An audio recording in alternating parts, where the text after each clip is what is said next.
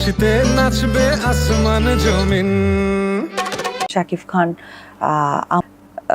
সুন্দর কেরিয়ারের জন্য সাপোর্ট করুক। শাকিব খান তুফান সিনেমার এই গানটি দেখার পর অপু বিশ্বাসের মনে হয়েছে এ যেন 18 বছরের শাকিব খান। শাকিব খান তুফান সিনেমা রিলিজের দীর্ঘদিন পর এই সিনেমার অন্যতম সেরা একটি গান সামাজিক যোগাযোগ মাধ্যমে রিলিজ দেওয়া হয়েছে। আসবে আমার দিন এই শিরোনামের গানটি অনেক আগে থেকেই সোশ্যাল মাধ্যমগুলোতে আলোচনার কেন্দ্রে ছিল, কারণ যে সকল দর্শকরা শাকিব খান তুফান সিনেমা দেখেছে কম বেশি সকল দর্শকরাই এই গানের ভূয়সী প্রশংসা করেছেন।